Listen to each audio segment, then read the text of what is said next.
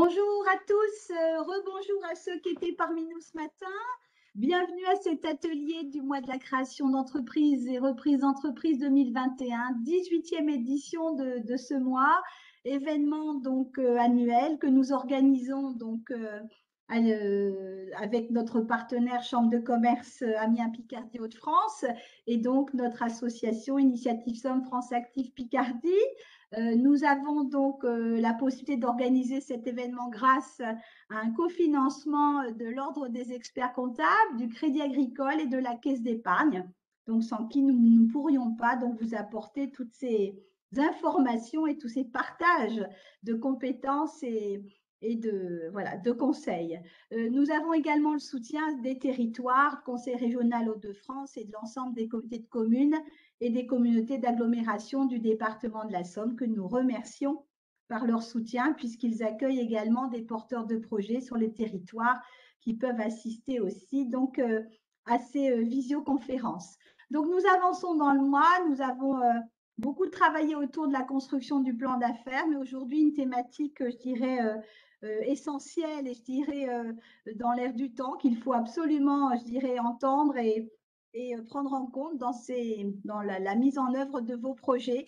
Donc, nous allons aborder donc aujourd'hui donc les enjeux donc sociétaux et environnementaux de l'entrepreneuriat. Donc, nous avons avec nous donc 4 intervenants donc qui vont nous apporter témoignages et à la fois de leur vécu, mais aussi d'actions, de missions mises en place pour accompagner les porteurs de projets, les entrepreneurs dans cette démarche pour ceux qui sont intéressés par ces valeurs donc liées à donc ces enjeux sociétaux et environnementaux.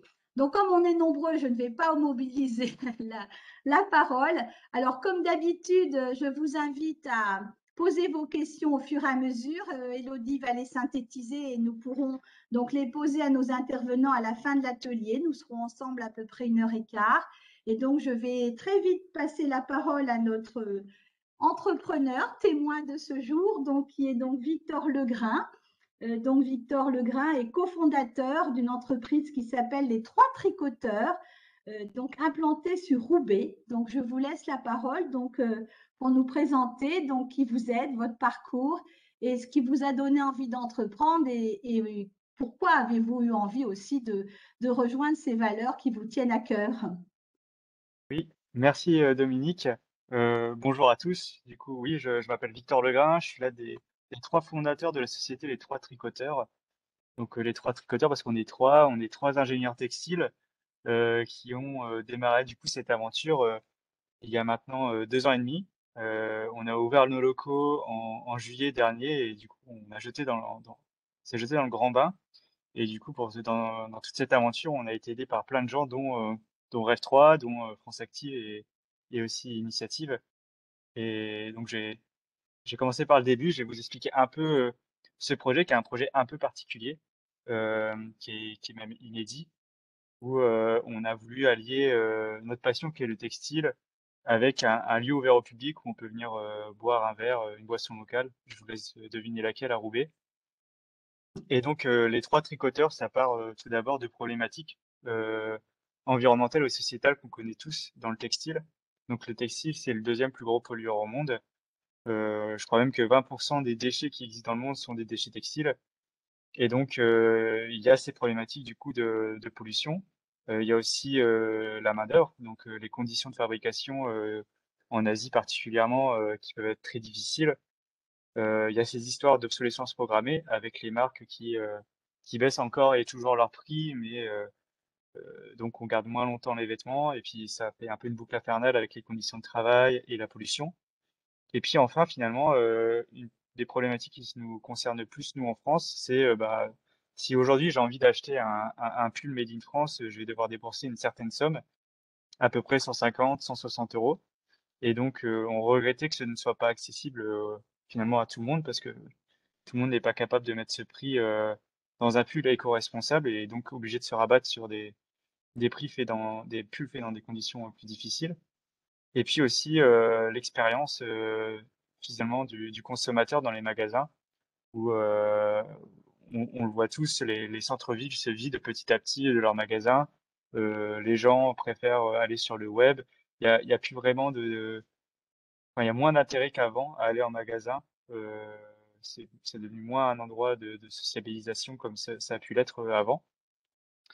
Et donc, nous, on avait toutes ces problématiques en tête et on se disait, bah voilà, on est ingénieur textile, c'est notre métier, c'est notre passion. Quel impact on pourrait avoir finalement sur cette industrie pour répondre à toutes ces problématiques? Et donc, on a découvert une machine fantastique, qui est la machine que vous voyez sur la présentation, qui sort des petits pulls un par un. Et donc, cette machine, ce qu'elle est de particulier, c'est que elle sait faire des pulls ou des chaussettes ou des bonnets de A à Z sans couture. Et donc, avec beaucoup moins de manutention que l'industrie habituelle.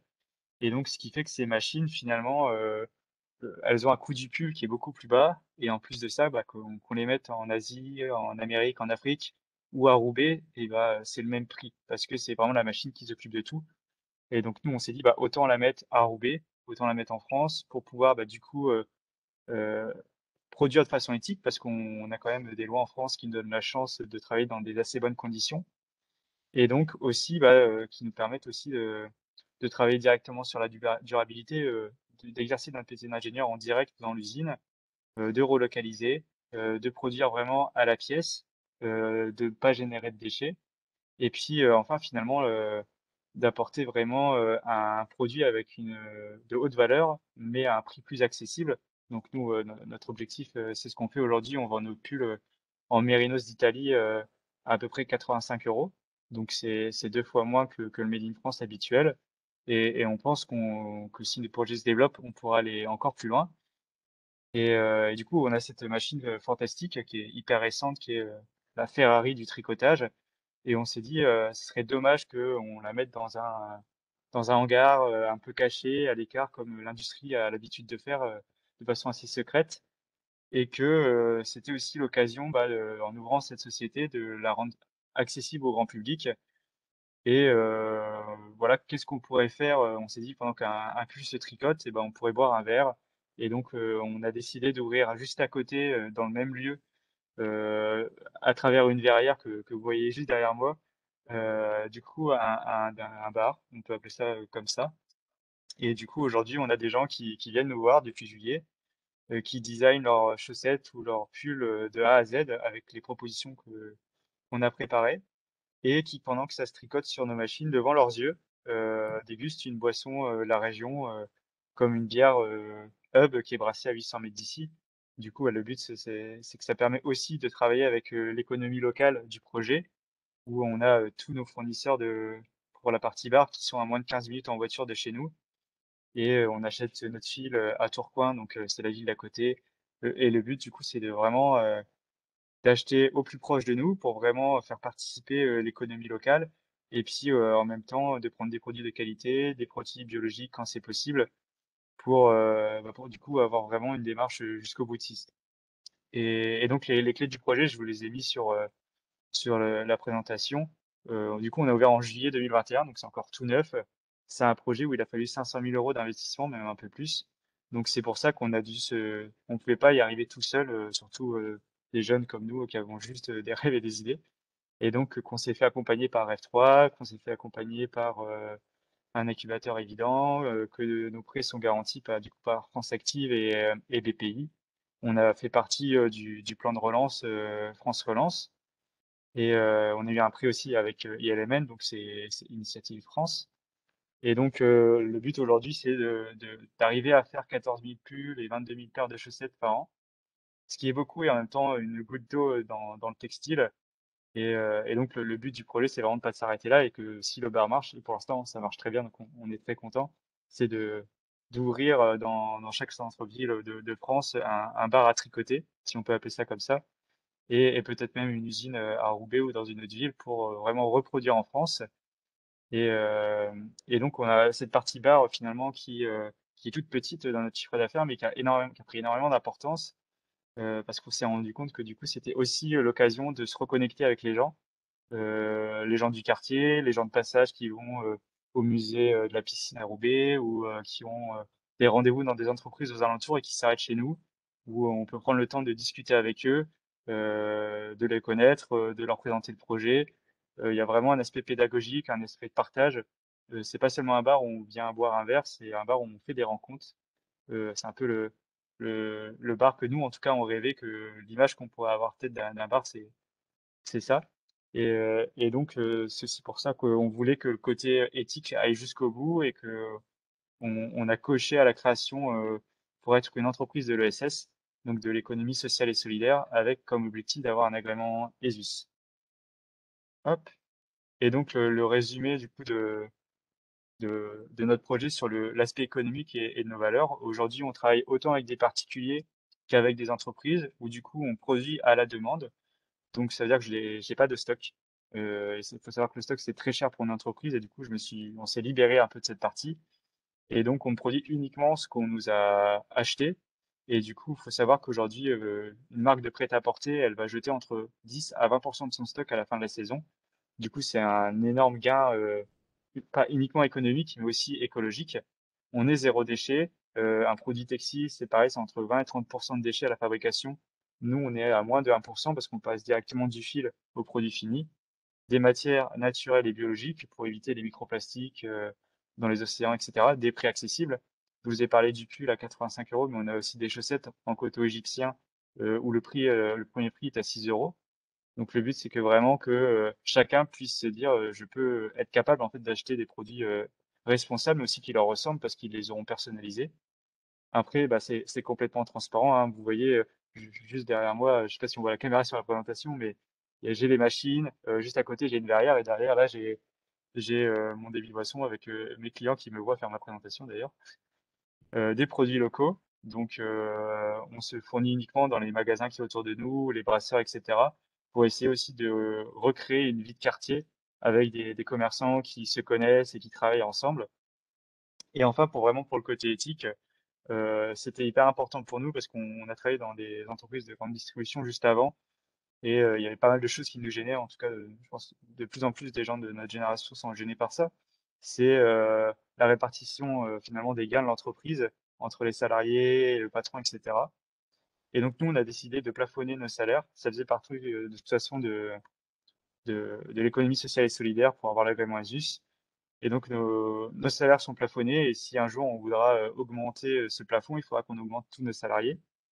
Et nos dividendes aussi, 50% de nos dividendes devront être mis en réserve de la société. Et ce qui permet aussi de se dire que la société, déjà, s'il y a un coup dur, par exemple, un confinement ou des choses comme ça, elle aura des réserves pour survivre seule de façon saine. Et aussi que tout l'argent gagné n'est pas juste reversé à une ou deux personnes. Et enfin, dans notre mission, l'entreprise a une mission. Et donc, nous, c'est vraiment rendre la mode accessible, rendre la mode éthique accessible à tous. Et donc, c'est ça vraiment comment dire, qui est vraiment important dans tous les points qu'on a décidé. C'est de se dire, est-ce que ça participe à ça? Et c'est pour ça qu'en fait, on aimerait bien grossir, etc., pour pouvoir encore baisser nos prix et pas au lieu d'augmenter notre marge et de se dire, de travailler en marge euro parce que finalement, on se paie tous en euros et pas en pourcentage. Et pour que finalement, de plus en plus de gens puissent acheter nos produits qui sont faits dans de bonnes conditions. Et donc, j'en profite du coup pour remercier l'initiative RED3. Sans eux, ça aurait été impossible parce que finalement, nous, on est porteurs d'idées, on est un moteur pour l'industrie, mais monter un projet, trouver des financements, mettre des mots sur l'ESS. Enfin, bien sûr, nous, on veut faire les choses de façon éthique, mais c'est quoi faire les choses de façon éthique? Comment ça peut s'organiser de façon juridique, économique, etc. On a su le faire avec des gens comme des incubateurs, des accélérés, qui nous ont permis d'avoir finalement, d'être en confrontation, déjà confronter nos idées à des gens qui sont habitués à avoir des projets, et puis aussi grandir avec eux, être conseillé. Et ça, c'est inestimable. Et on s'en rend compte encore aujourd'hui, dès on a un souci, ils sont toujours là pour nous aider. Et donc voilà, c'est à peu près notre projet aujourd'hui.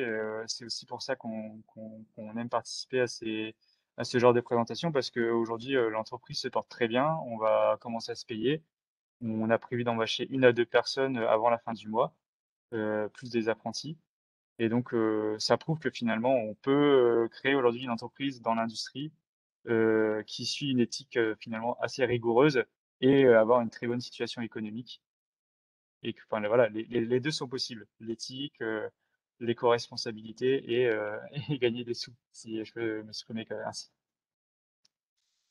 Voilà, Me- je vous remercie. Merci, merci beaucoup, Monsieur Legras. Merci pour ce bel exposé. Donc, et puis, donc voilà, une belle aventure entrepreneuriale qui démarre avec des valeurs, je dirais, vraiment à suivre, je dirais. Et merci beaucoup. Et on va passer le relais de ce fait à Madame Agnès Messner, qui donc vous a accompagné dans cette démarche. Hein. Vous avez parlé donc de Rêve 3. Donc, je vais laisser donc Madame Messner donc prendre la parole, partager son diaporama et il y aura peut-être des questions, hein, Monsieur Legrain, peut-être en fin d'atelier. Donc, restez bien parmi nous. En tout cas, ça donne envie de venir vous voir. Donc, je ne sais pas, vous êtes ouvert tous les jours pendant que Madame Messner s'installe. On peut venir. On est ouvert tous les jours de la semaine, sans exception. Donc, il ne faut pas hésiter à venir nous voir, particulièrement le week-end où on a un peu plus de temps à vous accorder pour vous expliquer le projet. Voilà, et vos clients deviennent finalement des ambassadeurs une fois qu'ils sont passés voilà, dans vos locaux. Oui, oui, on est très contents. Parfait. Ben, écoutez, je vous laisse merci, puis je vous laisse la parole, Madame Messner. Très bien, merci beaucoup, Madame Pillon. Oui, bonjour à tous. Donc, Agnès Messner, je suis chargée de projet en développement durable au sein de la CCIU de France et plus particulièrement, j'appartiens à l'équipe Troisième Révolution industrielle, donc Rêve 3, comme l'a cité Victor. En effet, nous avons souhaité donc démarrer par le témoignage de Victor parce que Victor a fait partie ce qu'on appelle chez nous un accélérateur Rêve 3, qui est en fait une session d'accompagnement des jeunes entrepreneurs qui ont des projets en fait liés dans le développement durable. Et l'avantage de ce, comme l'a dit très justement Victor, c'est que c'est un groupe.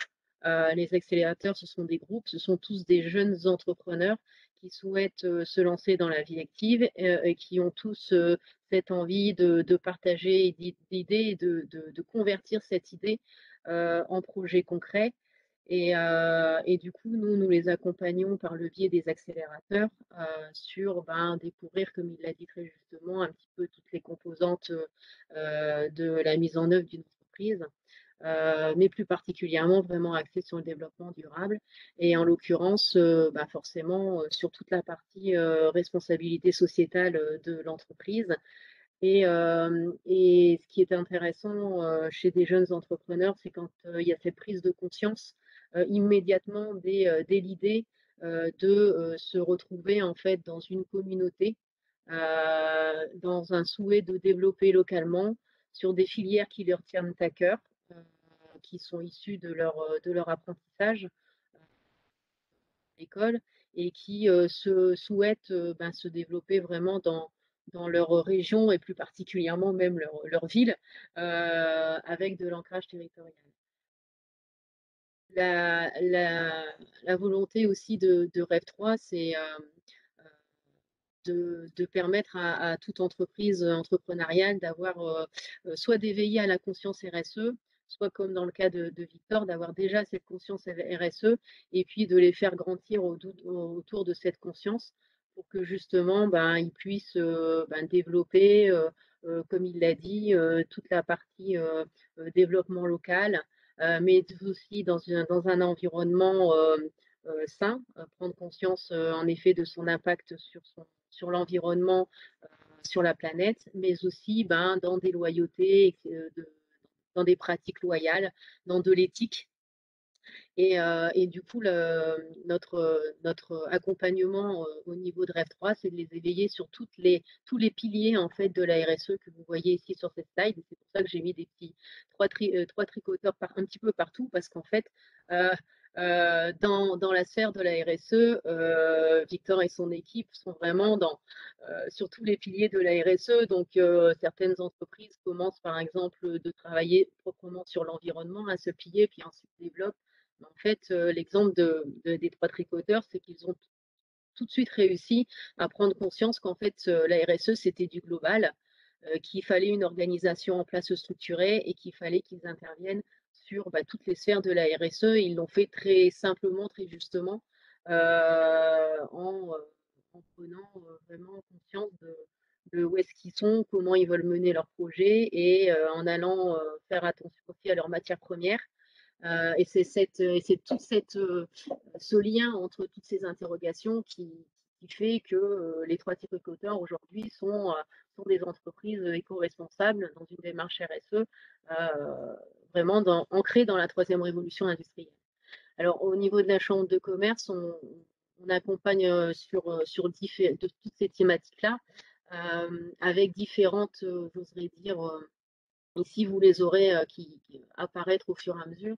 Mais là, Victor est rentré par la porte des accélérateurs S3, mais on a aussi d'autres thématiques qui permettent aussi d'accompagner dans le développement du local, comme les mises en réseau ou bien de la communication, de l'écologie industrielle, avec tout ce qui va bien ensemble pour vraiment s'ancrer dans son territoire.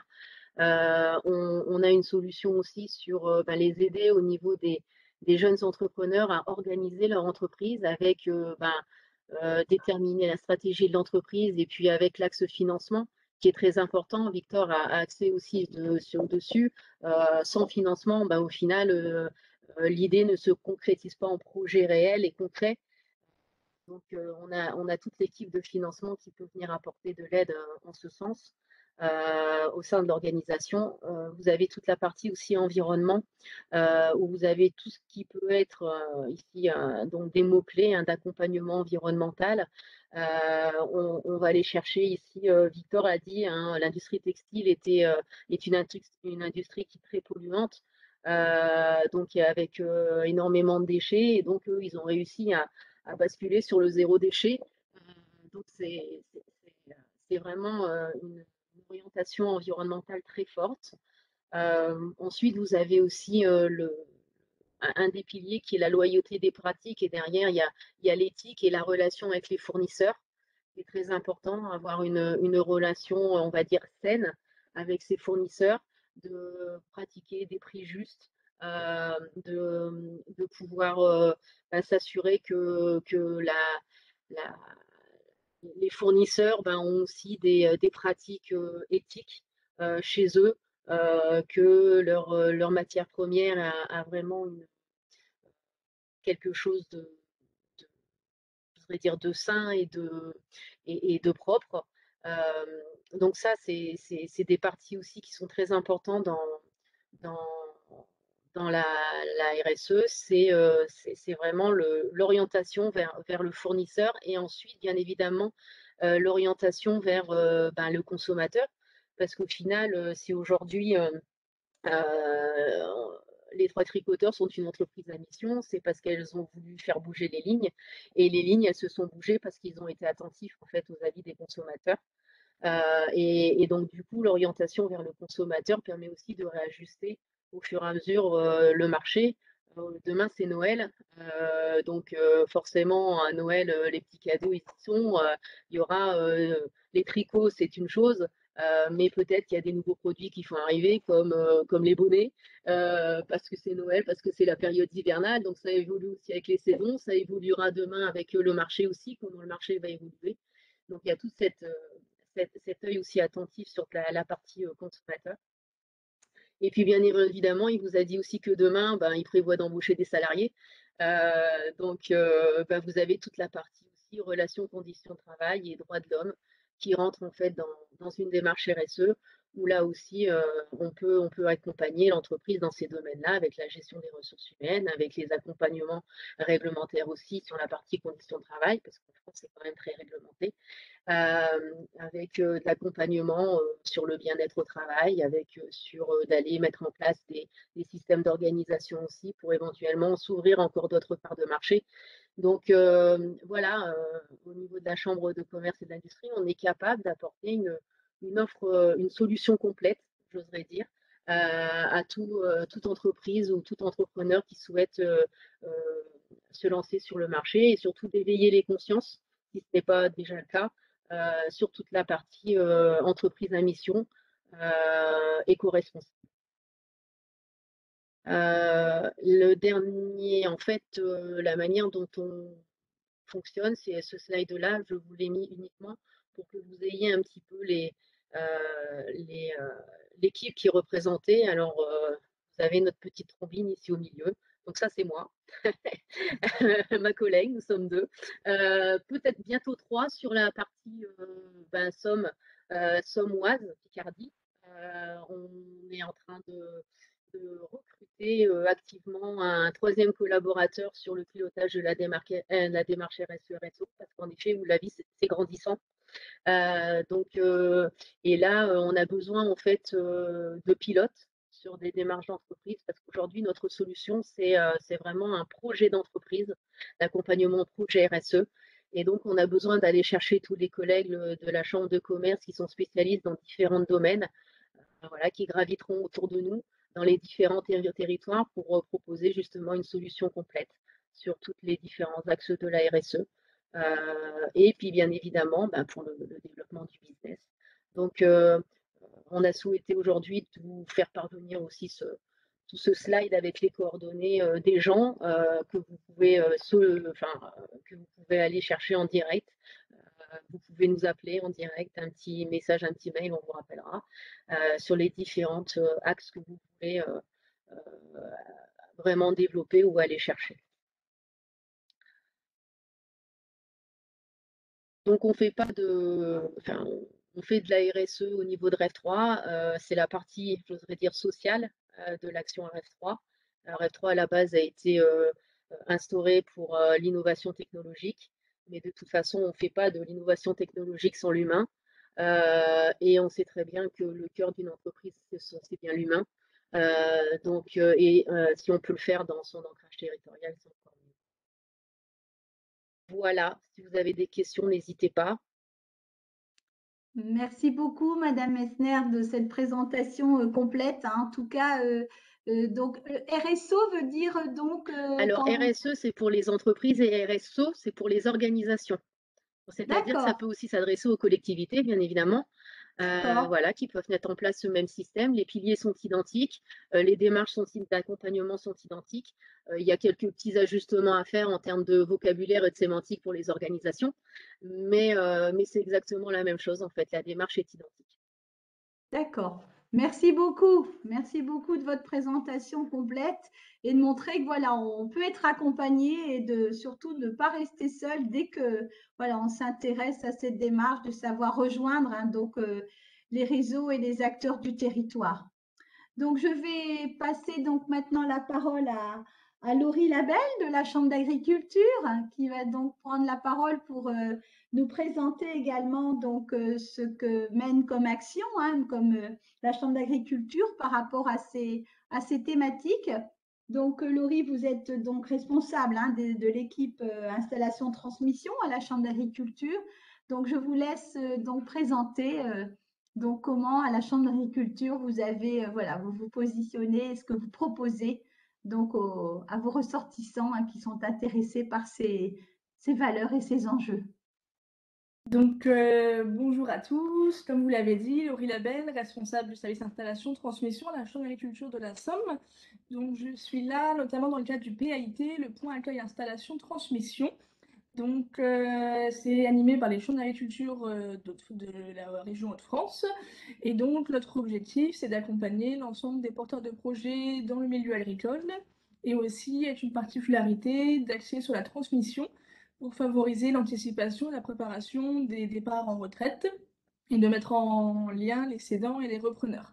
Donc nos missions, c'est d'accueillir, d'informer, d'orienter et de suivre l'ensemble des porteurs de projets. Et on a aussi une mission de mise en réseau. En lien avec ça, pour démarrer, un petit focus sur les défis de notre agriculture, puisque les exemples que je vais vous donner sont axés du coup sur le milieu agricole, avec notamment les évolutions sociétales qui ont des impacts importants.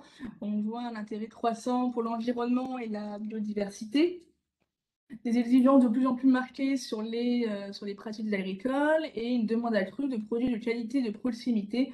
On aura l'occasion de revenir dessus par la suite.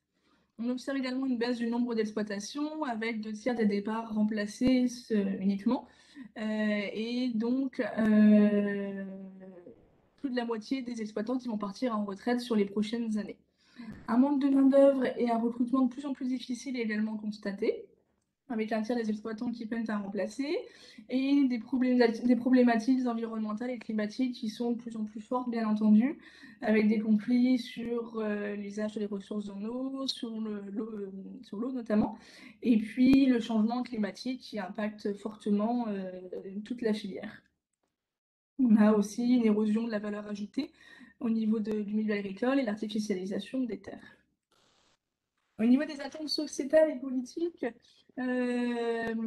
donc on peut, l'objectif aussi bien au niveau sociétal que politique, c'est de reconquérir la souveraineté alimentaire et de renforcer la résilience de notre système.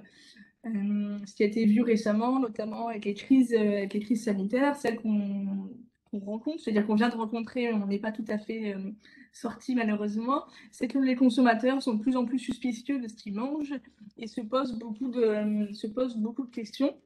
Et l'objectif, c'est quand même de rapprocher les consommateurs de ceux qui les nourrissent. Sur le petit graphique, vous pouvez voir les attentes des consommateurs. Donc, on a sur le haut les attentes historiques qui étaient sécurité, saveur, praticité et prix. Et aujourd'hui, on peut observer que du coup, c'est encore regardé, mais c'est plus l'objectif premier des consommateurs et des clients. Ça fait un petit peu le lien avec l'intervention juste avant. Aujourd'hui, regardez également la santé, les besoins de savoir, la naturalité, le respect de l'environnement, bien entendu, les produits locaux, la proximité humaine, tout ce qui est tradition et nouveauté, le rapport à l'identité également qui est beaucoup regardé, le bien-être animal et ce qui est équitable. Donc on se rend compte qu'aujourd'hui, les attentes, c'est vraiment les attentes sociétales qui sont le départ de tout. Et en fait, l'agriculture, comme bien entendu tous les milieux, eh bien, s'adapte aux attentes sociétales. Et même ce qui est politique, ça, à chaque fois, ça émane du consommateur et ça émane de la société. On peut prendre l'exemple par exemple du bio, où pourquoi les agriculteurs se sont lancés dans le bio par conviction, mais également parce qu'il y avait un marché, également parce qu'il y avait une demande, une attente des consommateurs. Au niveau de notre département, par exemple, on est le département qui est le plus en retard au niveau Hauts-de-France, donc on a un travail là-dessus, mais ça part toujours à chaque fois du consommateur. Là, donc, moi, je vous présente plutôt la position du producteur, mais bien entendu, ces attentes, elles vont impacter, elles nous impactent tous, aussi bien distributeurs, transformateurs, restaurateurs, l'ensemble des filières, en fait, essayer de répondre à ces nouvelles attentes. Un dernier focus sur les attentes, avec le pourcentage de confiance des consommateurs. Donc, on peut voir qu'en priorité, c'est les petits producteurs que regardent, qui relèvent la confiance des producteurs. Donc, ça fait le sens vraiment avec ce qu'on voit, nous, à la Chambre d'agriculture et les porteurs de projets qu'on accompagne, qui de plus en plus souhaitent se diversifier en circuit court, avec des ventes à la ferme, des ventes en magasin de producteurs. Et donc, ça répond totalement aux attentes. On a ensuite les labels de qualité, avec le label rouge, par exemple, et l'ensemble des signes officiels de qualité. Et ensuite, les produits d'origine française. Donc, c'est quand même le top 3 de ce que les gens ont confiance et regardent au niveau de leurs produits. Donc voilà, c'est un petit peu ce qui dicte aussi aujourd'hui les entrepreneurs de vouloir répondre à ces attentes sociétales et les attentes environnementales. Sachant qu'aujourd'hui, les attentes environnementales, elles répondent avant tout à la demande de la société. Au niveau de la diversification et de l'alimentation territoriale, on a une dynamique importante avec des problématiques alimentaires, la volonté forte d'un réancrage de l'alimentation, le renforcement de l'approvisionnement local, comme je l'ai dit, avec les restaurations collectives. On a eu la loi Egalim, donc, qui veut garantir une transparence, une proximité. Dans cette loi, il est notamment indiqué qu'il devait y avoir plus de 50% de produits sous signe officiel de qualité dans les restaurations collectives, 25% d'agriculture biologique et la juste rémunération du producteur. Donc aujourd'hui, les porteurs de projets, c'est quelque chose qui prennent en compte. Et dans le cadre de notre accompagnement, on insiste également là-dessus, parce que voilà, c'est l'avenir, c'est les attentes sociétales, c'est les nouvelles lois, c'est ce qui en sort. Et c'est important aujourd'hui pour développer un projet d'être voilà, d'être dans ce créneau-là et pas être à côté. Quelques exemples, on a pour l'alimentation de proximité le site internet Où acheter local qui met en relation les producteurs qui vendent en circuit court et aussi du coup et les clients. C'est une demande forte des collectivités de pouvoir voilà, donner un guide et de pouvoir aider les clients à savoir où acheter et inversement aider les producteurs à pouvoir vendre leurs produits. L'objectif est aussi d'équiper les cantines scolaires avec la plateforme Appro Local qui met en relation les producteurs et les restaurations collectives et le développement de PAT, projets alimentaires territoriaux. Donc, qu'est-ce que c'est le PAT? Ça vise à rapprocher les producteurs, les transformateurs, les distributeurs, en fait l'ensemble de la filière. C'est mené au niveau des communautés de communes et en gros c'est une réflexion globale. En fait, on expose un peu, on fait des constats sur la collectivité, qu'est-ce qui existe et qu'est-ce qu'on peut faire, qu'est-ce qu'on peut amener. Donc au niveau de la chambre d'agriculture, on accompagne pour ces PAT. Je peux citer notamment l'exemple du PAT d'Amiens Métropole. Donc là actuellement, ils font l'état des lieux. Ils font l'état des lieux par exemple voilà, de l'approvisionnement local, qu'est-ce qu'il y a dans leur cantine. Est-ce qu'il y a des produits bio? Est-ce qu'il y a des produits sous signe officiel de qualité? Est-ce qu'il y a des produits locaux? Et après ça, ils vont émettre, du coup, avec la Chambre d'agriculture, des actions qui vont permettre d'améliorer notamment ces critères-là. Alors là, je vous parle de la diversification, mais c'est vraiment très, très large. Au niveau des installations, du coup, des entrepreneurs au niveau agricole, on observe une diversification très forte et qui s'accroît de plus en plus. Voilà, il y a une volonté de retrouver la ruralité pour les agriculteurs, mais aussi les néo-ruraux. On voit de plus en plus de reconversion, de personnes qui souhaitent revenir à la ruralité, être acteurs d'une alimentation saine et durable. Depuis 2018, on a quand même 25% des installations en diversification et on observe deux tendances, le circuit court et la transformation. Donc, vous voyez sur le graphique, entre 2011, pour la partie circuit court, on est passé de 8 à 29% en 2019. Donc, c'est quand même une hausse assez significative qui, en fait, voilà, répond aux attentes du consommateur et la demande d'aujourd'hui. On a un second volet, c'est la transition agroécologie des exploitations. On a fait un topo sur la partie circuit court, vente directe. On a la partie agroécologie où aujourd'hui les consommateurs quand même attendent beaucoup les agriculteurs sur ce volet-là. Les agriculteurs ont aussi également envie de s'investir avec des sujets majeurs. Alors, pour ne citer que, hein, on pourrait en citer d'autres. On a notamment par exemple le bio, dont j'en ai parlé tout à l'heure, le HVE, la haute valeur environnementale, donc qui est des pratiques, en fait, c'est la mise en place de pratiques agricoles pour mettre en valeur les ressources naturelles, et puis voilà, respecter les ressources, le milieu, etc. Les MAEC, qui sont également des mesures pour la biodiversité. Le bas carbone, l'opération Plantons des haies, donc qui vise à faire de l'agroforesterie et réimplanter de l'arboriculture et des haies, des arbres sur les exploitations.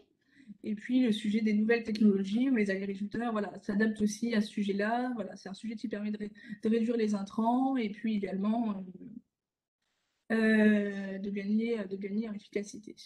Au niveau des porteurs de projets, donc des entrepreneurs sur la région Hauts-de-France, entre 2011 et 2019, pour prendre l'exemple de l'agriculture bio, vous voyez, on observe pareil un bond très important entre les conversions-créations et les reprises d'activités en agriculture biologique, donc qui passent quand même de 10 à 5 ans, ce qui n'est pas négligeable. Donc l'ensemble de ces thématiques sont abordées lorsqu'on fait l'accompagnement des jeunes agriculteurs, des porteurs de projets. Ils bénéficient de tout un accompagnement avec de l'accompagnement individuel, des temps collectifs, des formations, où on est là aussi pour les éveiller sur ces sujets-là et les faire travailler là-dessus. Ils font par exemple une étude de marché, une étude économique. Comme là tout à l'heure vous voyez, c'est le bio, c'est bien de s'installer en bio, mais est-ce que derrière il y a des débouchés? Voilà, l'avantage de la chambre d'agriculture, on est assez transversal et on travaille avec l'ensemble des services et ça nous permet d'identifier un petit peu, d'être au fait de la réglementation, des lois et de pouvoir au mieux orienter les porteurs de projets et que puissent s'adapter. Par exemple, je m'installais en maraîchage bio. Est-ce qu'il y a une demande déjà autour de moi? Si oui, en filière courte, en filière longue, et comment je peux orienter au mieux mon projet pour qu'il me corresponde à moi, puisque bien entendu, il faut quand même, c'est un projet de vie, et comment je peux faire pour aussi répondre à ces nouvelles attentes. Pour finir, un petit scénario sur l'agroécologie et puis l'agriculture entre 2010 et 2050. Donc, vous voyez, aujourd'hui, il y a un tournant à prendre et les agriculteurs d'hier ne seront pas les agriculteurs de demain.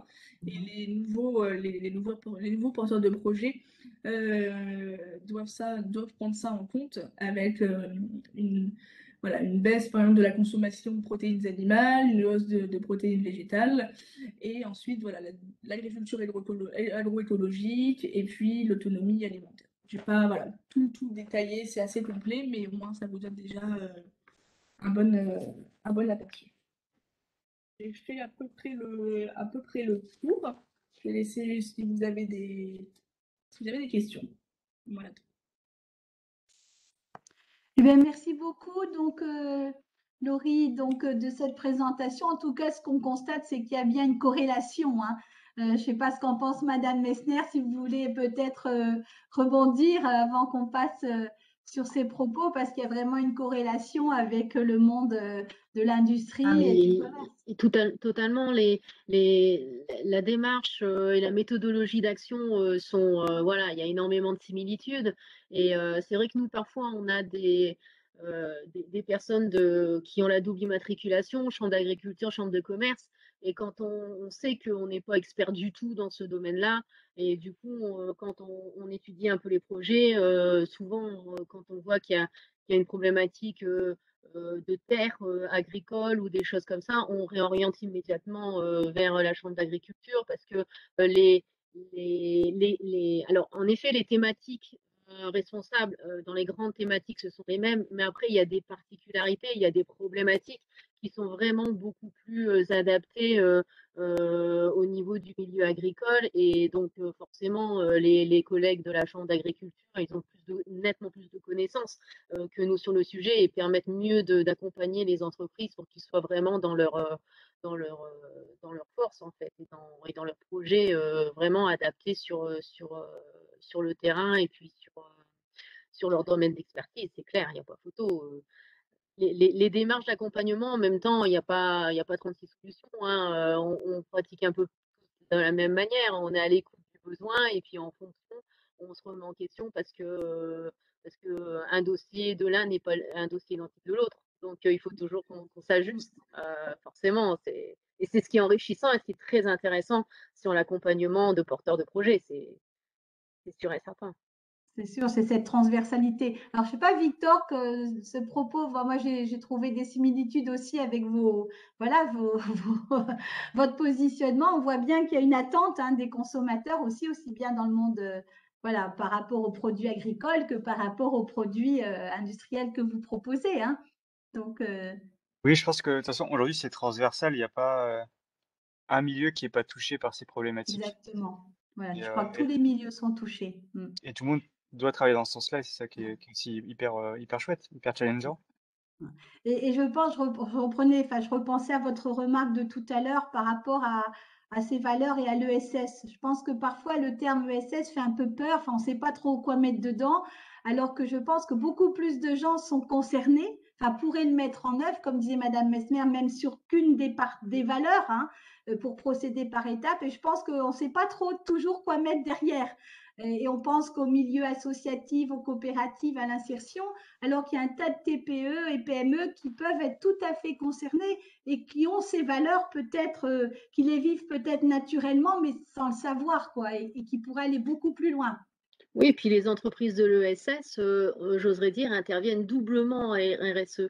Je m'explique parce qu'elles sont eux-mêmes ancrées dans une démarche RSE, certes, mais elles sont aussi elles peuvent être partie prenante, donc elles peuvent devenir un fournisseur ou un partenaire d'une entreprise qui elle-même veut, se lancer dans une démarche RSE. On accompagne actuellement une entreprise de la restauration, qui est une entreprise à la base, mais est en attente forte de sa partie prenante de producteurs qui dépendent de la Chambre d'agriculture. Bien sûr. Donc forcément, on a des liens et quand on discute avec ce profil d'entreprise de la restauration, ben, en fait, ils échangent et ce qu'on leur conseille surtout, c'est d'aller échanger avec leurs fournisseurs de matières premières parce qu'eux aussi, ils ont des solutions et eux aussi, ils peuvent les amener à grandir. Il faut qu'ils s'appuient aussi sur un dialogue avec ce qu'on appelle les parties prenantes de l'entreprise, toutes les parties prenantes en interne et en externe, pour pouvoir grandir. Tout à fait. Je pense au monde agricole. Enfin, je ne sais pas si Madame Labelle pourrait peut-être en dire plus. Et je pense aux 3 tricoteurs. Voilà, aujourd'hui, vous travaillez la laine. On a une belle filière lin sur nos territoires. Pourquoi pas demain, vous êtes des ingénieurs, aller vers une filière donc de textile à partir de lin. Et voilà, je veux dire, je pense qu'il y a aussi peut-être à créer des synergies entre des producteurs de lin et peut-être aussi des fabricants quoi, qui recherchent des produits naturels de qualité qui peuvent trouver parfois sur nos territoires. Hein. Je ne sais pas ce qu'en pense Madame Labelle par rapport. Ah oui, si, je suis entièrement d'accord avec vous. C'est vrai, comme on a pu le voir, on observe les mêmes attentes, on se retrouve sur les mêmes valeurs. Aujourd'hui, on a envie d'aller dans le même sens. Donc, en effet, on a tout intérêt à se regrouper à ce niveau-là et essayer voilà, d'être ensemble acteurs de la filière pour développer et puis ancrer sur le territoire et se développer. Ouais. Je suis tout à fait d'accord avec vous. C'est une bonne idée, on retient. D'ailleurs, il y a aussi pas mal de plateformes qui se mettent en place pour le référencement en fait sur le territoire Hauts-de-France. Nous, je sais qu'on est en train de lancer une plateforme business, mais qui permet aussi de déposer en disant moi, je suis en attente de tel produit. Est-ce que dans la région, il y a des personnes qui peuvent me le fournir au plus proche de moi? Et il y a des échanges qui se font via cette plateforme. Initialement, ça a été entre guillemets dupliqué parce qu'on avait cette pratique-là par rapport à des déchets dans l'économie circulaire, à savoir, moi j'ai une entreprise qui a un déchet, est-ce que mon déchet peut servir à autre chose plutôt qu'aller en centre d'enfouissement? Est-ce qu'il y a des industries qui ont besoin de mon déchet qui va rentrer dans son process? Et on voit aujourd'hui la même forme sur sur ces plateformes-là qui se mettent en place, sur de la matière première, sur des solutions, voilà, sur de la création. Tout à fait. Écoutez, merci en tout cas. Donc, je vais moi maintenant vous présenter. Donc, alors, je vais essayer de partager. Voilà, je vais essayer de faire ce qui. Alors, attendez, il faut que j'ouvre d'abord en document. Donc, vous présenter donc l'offre donc en matière de SS. Donc, alors, je ne sais pas si je vais y arriver.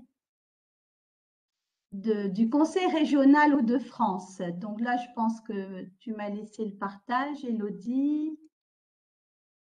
Je ne sais pas si. Alors tout à l'heure, j'y étais arrivée. Maintenant, je vais peut-être plus y arriver. Vous voyez, je ne suis pas douée. Tout. Alors, vous voyez, tout à l'heure, on a fait des essais. J'ai réussi. Là, je ne trouve plus. Bon, vous m'entendez encore? Oui, et Oui, je veux bien, Oui, Elodie. on Oui, voit oui. votre écran, Dominique. Alors, attendez, j'arrive pas à retourner Et c'est sur le bureau. WebEx, moi. Là, c'est bon. Voilà, c'est bon, parfait. Merci beaucoup, Ruth. Donc, Elodie va essayer de le partager, mais donc j'en ai pour quelques secondes. Donc voilà, en tout cas, le Conseil régional Hauts-de-France donc a mis en place des actions autour de l'économie sociale et solidaire. Et donc, vous avez plusieurs outils qui sont à votre disposition. Donc, Elodie va partager ensuite sur le chat le contact pour que vous puissiez retrouver donc cette plaquette et où vous allez pouvoir, si vous n'y arrivez pas, on pourra vous l'envoyer de toute façon. Donc, il y a plusieurs outils à disposition en fonction de l'étape d'avancée du projet. Donc, il y a des choses en phase d'émergence du projet. Donc, il y a le chéquier starter qui existait déjà pour être accompagné dans son projet à notre niveau en structuration financière, qui est mis en place donc dans l'accompagnement des porteurs de projets ESS, donc pour être accompagnés dans l'élaboration de leur projet. Donc, il y aura également donc une aide à l'émergence et un fonds d'investissement de développement donc autour de l'ESS. Ensuite, donc, au niveau de ces acteurs, vous avez donc le réseau France Active qui est acteur à ce niveau-là. Ensuite, vous avez en phase de création, il y a une aide à la création, un appui à la création des projets des structures de l'ESS avec des outils de financement prêts et garantis où on retrouve également donc les réseaux donc les plateformes de prêts d'honneur et donc France Active au niveau des garanties et donc également sous forme de prêts. Ensuite, toute structure de l'ESS, évidemment, en développement, trouvera des outils boosters qui existent aussi au niveau des chambres, au niveau de l'accompagnement, de la formation. Donc, il y aura également des outils similaires en matière d'accompagnement des entreprises de l'ESS de plus de 3 ans pour être donc également donc accompagné sur des thématiques spécifiques et donc liées à l'aide au développement. On a aussi les outils dispositifs local d'accompagnement qui s'appelle le DLA, qui sera donc également donc proposé. Ensuite, il y a des outils pour consolider pour les structures qui auraient des difficultés. Donc surtout, il ne faut jamais rester seul aussi, que ce soit en création, en développement ou face à une difficulté. Il y a des outils de soutien donc aux structures de l'ESS, donc pour les aider parfois à passer un cap difficile. Donc il ne faut jamais avoir peur d'échanger aussi sur des problématiques. Faut, en tout cas, il n'y a pas de jugement à avoir. Il faut toujours se rapprocher également des réseaux d'accompagnement dès la première difficulté et ne pas attendre d'être enlisé. Et ensuite, il y a tout ce qui est outil autour des accélérateurs de coopération territoriale. Il y a des aides à l'innovation sociale et donc des aides à l'investissement numérique dans les entreprises de l'ESS. Vous voyez, donc il y a des outils qui existent. Alors, je ne vais pas rentrer dans tout le détail, ça on pourra vous l'envoyer, même aux intervenants, si ça vous intéresse, parce que la plaquette est très petite et notre collègue de la région Hauts-de-France ne pouvait pas être présente ce soir. Donc, j'ai la mission de les exposer, mais je ne les connais pas tous dans le détail. Donc, surtout, donc pour ceux que ça intéresse, on vous enverra cette plaquette avec à chaque fois, vous aurez les interlocuteurs avec les téléphones pour les contacter, pour avoir des informations donc, sur tous ces outils. Je pense qu'on pourra l'envoyer à chaque intervenant pour que vous ayez ça dans vos plaquettes et aux participants que ça intéresse. Voilà, donc je ne vais pas passer plus de temps sur la présentation. En tout cas, la région Hauts-de-France donc met en œuvre des moyens d'accompagnement. Ce n'est pas le cas dans toutes les régions, donc on peut quand même être nous heureux d'avoir un conseil régional qui est conscient de l'importance des entreprises et de l'action des entrepreneurs, quels qu'ils soient, donc créateurs d'emplois, donc emplois locaux, emplois de proximité, et donc apportant de la richesse à nos territoires. Voilà, donc Elodie, tu peux donc peut-être enlever donc la diapo et on avance donc puisqu'il est donc on arrive de l'heure de 18h. Donc je vais laisser donc Ruth prendre la parole, Ruth Menley donc de France Active. Donc Ruth est chef de projet connexion au sein du réseau national France Active. Et donc je vais te laisser la parole pour que tu présentes donc justement donc les valeurs aussi de France Active par rapport à ces enjeux sociétaux. On va retrouver évidemment des similitudes. Oui, oui, bien sûr. Déjà, avant que je commence, est-ce que vous voyez bien mon écran? Oui, tout à fait. Ok, parfait. Donc, bonjour à toutes et à tous. Effectivement, je m'appelle Ruth Manley. Je travaille à l'Association nationale de France Active sur notre offre de services, notamment sur le volet connexion et le volet engagement. Alors, donc avant de parler de ce que c'est l'engagement pour nous, France Active, juste une petite présentation de qui on est et qu'est-ce qui nous motive, le réseau France Active. Donc, on est plus que juste un réseau, un réseau des associations de finances solidaires. On est un mouvement des entrepreneurs engagés et notre ambition, avec ces entrepreneurs, donc, c'est de bâtir une société inclusive et durable. Donc, les 4 axes de notre nouveau projet stratégique 2025, c'est de créer une économie de lien en accompagnant les entrepreneurs engagés et les entrepreneurs qui ont des difficultés, qui rencontrent des difficultés d'avoir accès au financement. Donc, on a le avec ces entrepreneurs est fortement créatrice d'emplois. Nous agissons aussi en résonance avec les territoires en soutenant les entrepreneurs ancrés sur leur territoire. Nous donnons priorité notamment aux quartiers prioritaires de la ville, aux zones de revitalisation rurale, aux outre-mer et puis aux territoires qui ont des besoins particuliers. Nous investissons la finance aussi pour le rendre plus solidaire en donnant accès à la bancarisation pour les créateurs d'entreprises et en participant à la construction d'une finance solidaire pour l'ESS. Donc, il s'agit pour nous d'aller plus loin, notamment dans les phases critiques à la vie de l'entreprise, donc le démarrage, le passage d'une cap difficile, la transformation, mais aussi avec une appui au territoire et au public dans les situations les plus précaires. Et enfin, nous faisons mouvement pour transformer la somme des réussites individuelles des entrepreneurs engagés en réussite collective. Donc, en agissant collectivement avec nos entrepreneurs, avec nos partenaires publics, nos partenaires privés, et puis tous les acteurs de la société civile. Donc, vous voyez qu'au cours de notre action, c'est les entrepreneurs engagés. Mais qui sont ces personnes-là? Donc pour nous, les entrepreneurs engagés, c'est tout entrepreneur qui est vecteur d'inclusion et des dynamismes des territoires. Donc, ça peut aller d'une créateur d'une très petite entreprise artisanale jusqu'à l'entreprise de l'économie sociale et solidaire. Et pour nous, le coup, l'engagement, ça se concrétise à travers 5 dimensions. Donc, il y a l'emploi avec la création d'entreprises par un demandeur d'emploi, l'insertion par l'activité économique et les entreprises adaptées, puis les nouvelles qualifications pour des personnes en situation de précarité. Il y a aussi la dimension de territoire en dynamisant les territoires qui sont en situation de fragilité, en soutenant des entreprises qui couvrent des besoins qui ne sont pas couverts ou mal couverts sur certains territoires, en valorisant aussi les ressources locales et puis en construisant des partenariats ou des coopérations territoriales. Puis, il y a la dimension projet social. Donc, ça, c'est des entrepreneurs qui rendent service aux personnes en situation de précarité, qui agissent sur la réduction des inégalités ou qui créent du lien social. Ensuite, il y a bien sûr l'écologie, donc tout ce qui est circuit court, tout ce qui est économie circulaire, les sensibilisations au développement durable et puis la proposition des nouvelles pratiques de consommation.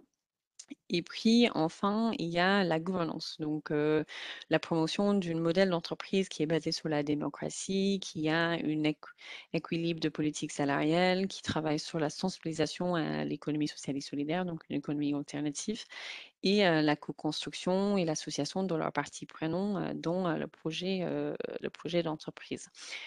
Donc, c'est sur ces axes-là que nous encourageons les entrepreneurs à s'engager. Donc on a des entreprises comme les 3 truckers qui sont engagés sur quasiment toutes les dimensions, donc c'est très engagé. Nous encourageons aussi des entreprises TPE que nous accompagnons de s'engager, comme le disait Dominique tout à l'heure, sur une des dimensions, sur plusieurs dimensions. Enfin, on est vraiment dans une optique de petits pas parce qu'on constate qu'en fait, toutes les entreprises puissent s'engager sur ces différentes dimensions en fonction d'une manière qui est adaptée en fait à leur situation. Donc ensuite, comment est-ce que nous, on accompagne ces entrepreneurs? De mon côté, mes slides ne bougent pas. Je ne sais pas si pour vous aussi. Alors, c'est figé, mais peut-être que, je sais pas s'il faut Bon, peut-être c'est pour pas ressortir ou grave, peut-être sinon. le Ah mettre. bon, voilà. Voilà, ça arrive. Il y a peut-être du monde qui est sur les réseaux. On est en fin de journée. Ça- C'est peut-être ça. Oui, donc pour parler un peu de l'offre de France Active et comment on accompagne les entrepreneurs engagés. Donc, nous, notre offre de service, ça s'articule autour de 3 dimensions. Le conseil, donc en accompagnant des entrepreneurs dans leurs problématiques financières et économiques, mais aussi en challengeant et en encourageant les entreprises sur leur engagement social et sociétal, donc sur les 5 dimensions que je viens de présenter. Nous proposons aussi des financements en mettant à disposition des financements les plus adaptés aux besoins des entrepreneurs avec des garanties et des investissements en propre ou en quasi-fonds propres. Et enfin, l'action, donc en permettant aux entrepreneurs d'accéder à un réseau d'acteurs économiques, sociaux, territoriaux qui puissent les aider à avancer dans leur projet. Et ces entrepreneurs, on les accompagne à chaque stade de vie, donc de l'émergence à la transformation.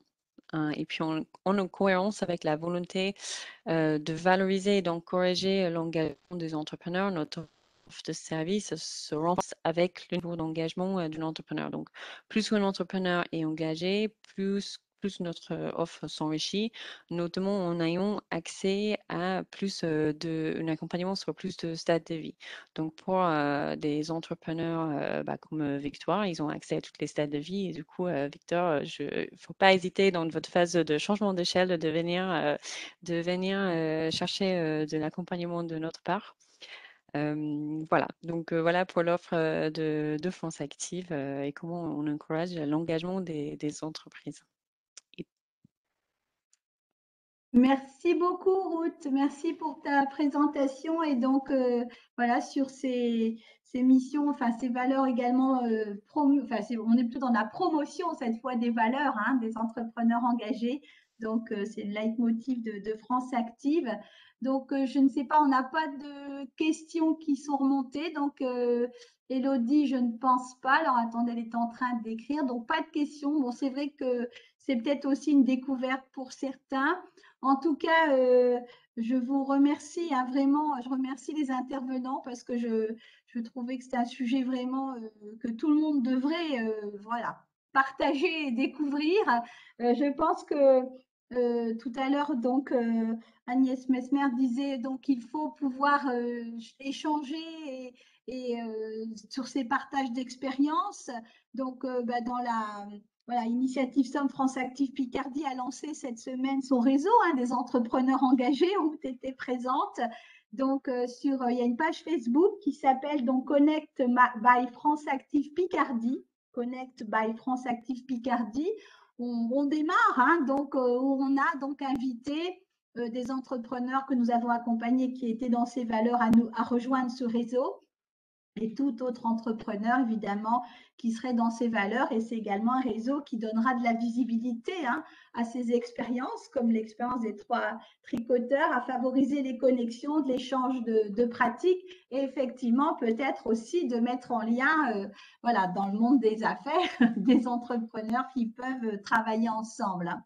Et donc, je pense aussi qu'en tant que nous, accompagnateurs de terrain, on se doit aussi d'être effectivement vecteur aussi, hein, et de sensibiliser les gens qu'on rencontre qui n'y pensent peut-être pas à ces valeurs, de leur susciter le fait qu'ils pourraient tout à fait donc les mettre en œuvre, hein. Donc c'est aussi, je pense, ça fait partie de nos missions au quotidien. Et donc, je pense que c'est le message en route que transmet France Active au sein de ces associations territoriales, hein. Donc voilà, en tout cas, je ne sais pas si vous avez chacun un petit mot de conclusion à lancer ou voilà, une recommandation, un petit conseil. Je peux vous passer la parole à certains. On est juste à l'heure. Oui, allez-y, Agnès. Non, moi je dirais simplement pour ceux qui ont les idées, qui ont envie de se lancer, n'hésitez pas en effet de taper à toutes les portes. parce qu'en fait, on voit bien aujourd'hui que on est complémentaires sur beaucoup de choses. Et puis, ben, le conseil est toujours bon à prendre de tout à chacun. Que voilà, il y en a pas, voilà, on a vraiment, puis on a chacun des points de vue qui peuvent aussi être parfois différents et vous éclairer sur d'autres choses selon nos propres connaissances aussi à tous. Donc voilà, si vous voulez aller dans l'entrepreneuriat, n'hésitez pas et vous serez les bienvenus chez tout le monde parce que l'accompagnement, il est vraiment complémentaire quoi, au niveau de l'ESS et de l'RSE, quoi. Laurie, vous aviez un complément à transmettre? Bah là, je pense que tout est dit, non, ouais. Et moi, je laisserai le mot de la fin à Victor parce que voilà, voilà, ils ont plongé dans l'aventure entrepreneuriale. Donc, si vous aviez un message à transmettre aux porteurs de projets, aux entrepreneurs qui voilà, qui sont peut-être qui découvrent ces valeurs, qu'est-ce que vous auriez envie de leur transmettre? Ah, c'est difficile de parler après Un Agnès. mot? Bah, c'est vrai que elle a très bien résumé. Juste pour vous donner un ordre de grandeur, sur notre projet, on a à peu près une quinzaine de partenaires entre accélérateurs, financiers, etc. Et on n'est pas issu de familles riches, on n'avait pas beaucoup d'économies et on a réussi quand même à ouvrir un projet à 500 000 euros. Donc tout est possible. Et c'est vrai qu'il faut vraiment taper partout et qu'il y a des gens formidables pour nous aider. Donc faut pas hésiter. Et puis en tant qu'entrepreneur, sur votre vie d'entrepreneur, donc Ah bah c'est beaucoup de travail, mais c'est que du plaisir. Donc faut pas hésiter, hein. C'est vrai que c'est un engagement personnel en plus d'être professionnel. Mais quand on voit 2 années de projet réussir, enfin ça n'a pas de prix. voilà, c'est beaucoup de satisfaction. Bah, écoutez, bonne continuation. Donc, j'invite Merci. évidemment toute personne qui sera à Roubaix de passer par les 3 tricoteurs. Ah, c'est obligatoire. Et puis, donc, merci aux intervenants pour votre disponibilité, au temps que vous avez passé. Alors, j'ai quand même une remarque. Donc, merci pour tous ces webinaires intéressants qui ont consolidé mon envie de devenir entrepreneur. Bonne chance à tous les futurs entrepreneurs. Voilà, Laure Petit. Donc, c'est important aussi. C'est quelqu'un qui a donc apprécié votre propos. Merci, donc, Madame Petit. Et donc, je vous souhaite à tous une bonne soirée et n'hésitez pas à nous demander donc les contenus. Je pense qu'ils sont tout à fait transmissibles. Le webinaire pourra être réécouté pour ceux qui n'auraient peut-être pas pu être présents. Enfin, en tout cas, ça sera tout à fait possible. Et chaque intervenant, évidemment, est à disposition des porteurs de projets qui s'intéressent donc à ces valeurs sociétales et environnementales importante pour l'avenir de notre planète, je crois. Donc, il faut vraiment en être conscient. Bonne soirée à tous et merci beaucoup. À demain pour ce dernier atelier du mois, donc sur la reprise demain, la reprise d'entreprise. Bonne soirée. Au revoir. Au revoir.